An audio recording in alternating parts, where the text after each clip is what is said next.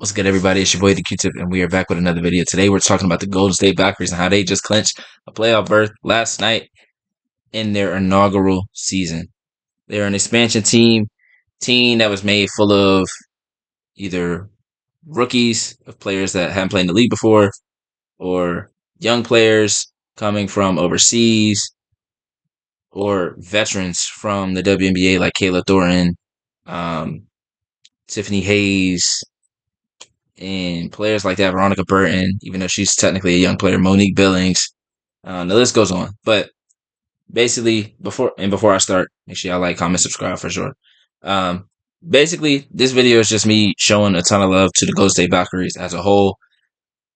There was a lot of conversations about them going into this season when they let go of Cheyenne Sellers. People had a lot of things to say. Me being one of them, I wasn't super excited about her getting cut. Caitlin Chen also got cut, but eventually was able to come back to the team. Has been on the team for most of the season due to some injuries and things. But I do want to give them a ton of credit because the organization knew exactly what kind of team they wanted to build, and they built a great team for what they could do. Obviously, you have the expansion draft where they were able to pick a good bit of the players. They picked Kayla Thornton, they picked Veronica Burton, they picked Tiffany Hayes, they picked Cecilia Zandalazini, Ileana Rupert, Mo Billings, Timmy Fagbinley, Kate Martin. And when you're able to hit on those kinds of picks, and then you can build around that. They've had to bring in certain players here and there. They had Julie Van Loo at one point. They cut her after Eurobasket, but they deserve a ton of credit just because of how seamless it's looked, how seamless it seemed. Again, this is a team that doesn't have a star player, doesn't have like overwhelming talent. They had Kayla Thornton be their all star this year, and then she tore ACL right after the All Star break, which was really a point where people thought, all right, maybe they'll take a dip. They went on a winning streak. After that, slowed it down a little bit, and then went on another win streak to clinch the playoffs. Veronica Burton deserves a huge shout out. In my opinion, she's the most improved player this season. She's jumped up to 14 points. 12 points a game, 4 rebounds, 6 assists, 1.1 steals, zero point 0.6 blocks. Like, leading the team in almost every category. And at this point, with Kayla Thornton missing the rest of the season, the only thing that she's not leading in is rebounds. So Veronica Burton deserves a ton of credit because she is the spearhead that makes this team go. Tiffany Hayes, in the games that she's played, has been pretty, I would say, integral, just because she's that vet that you know what you're going to get from her night in, night out. Cecilia Zandalazini has dealt with some injuries, but when she was healthy, especially in this latter stretch over the last month or so, she was going crazy from the three-point line. Speaking of three-point line, the Golden State Valkyries have made 405 threes this season, which is second most all time. They are 39 behind the New York Liberty from 2023, who have 444 in one season.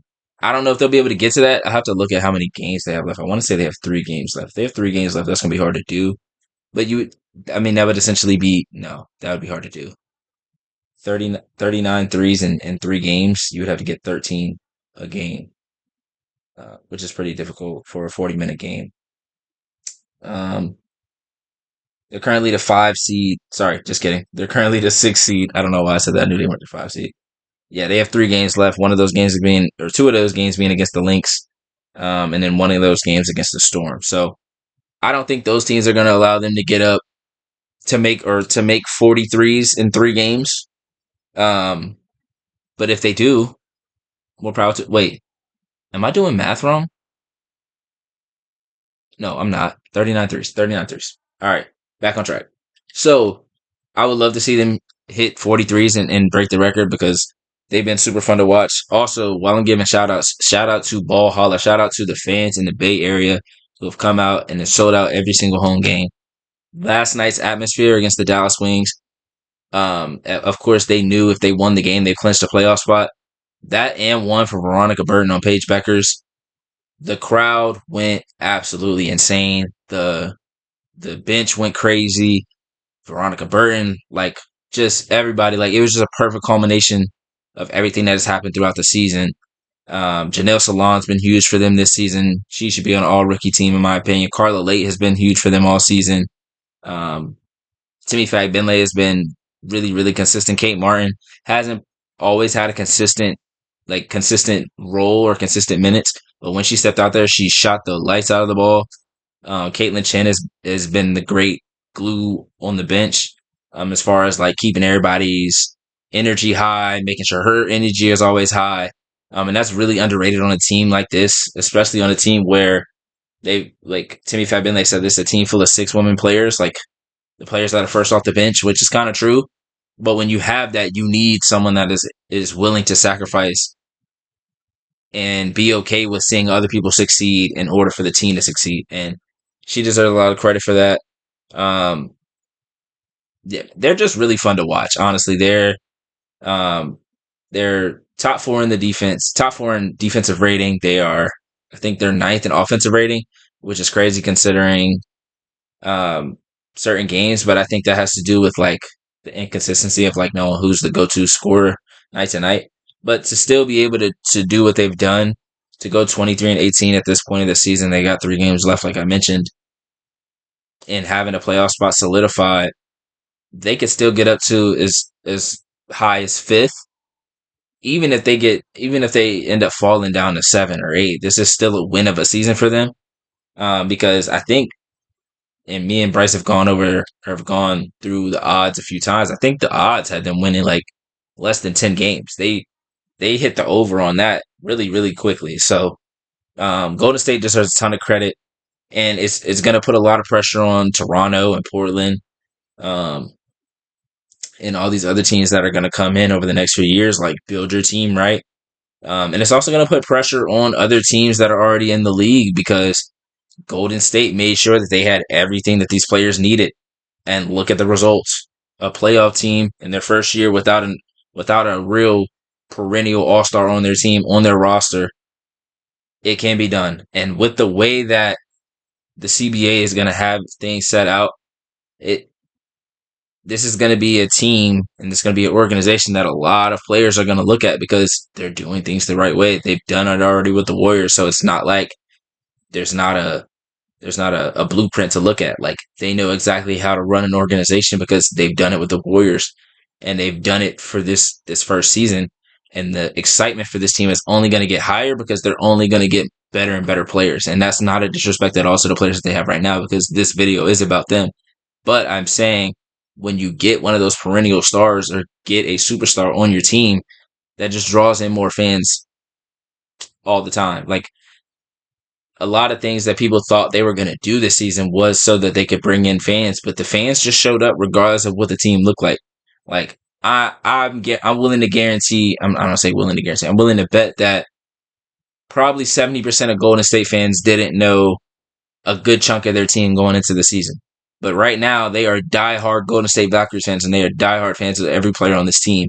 And that is a testament to the organization, the coaching staff, and the players that have gone out and played hard every single night. When you play hard, and you play with effort, and you play with energy, and you play with a real, what's the word I'm looking for? When you play with a real sense of understanding what your team is trying to do, what your coaching staff wants you to do, I don't want to say that the ceiling is the limit or the sky is the limit, because they're not going to win a championship this year, but your ceiling is much higher than you believe it is. Because if the Valkyries had gone into the season just being like, all right, we don't really have a star, we don't have an all-star, we're just gonna, run through this season and see what happens. No, they took every game seriously. In this last 10 to 15 games, they treated every single game like a playoff game. Like, after the All-Star break, they treated every game like an All-Star game or like a playoff game. And when they're at home, those fans were already rowdy, and we've seen them be like that with the Warriors for years and years. When the playoff games like started, when the game started to like actually have playoff implications, the crowds got insane. Like, I'm telling y'all, if y'all haven't seen the and one from Veronica Burton last night, please go watch it, because the fans went crazy, the camera's shaking, the bench went crazy. Veronica Burton like literally like looked like she had an out of body experience.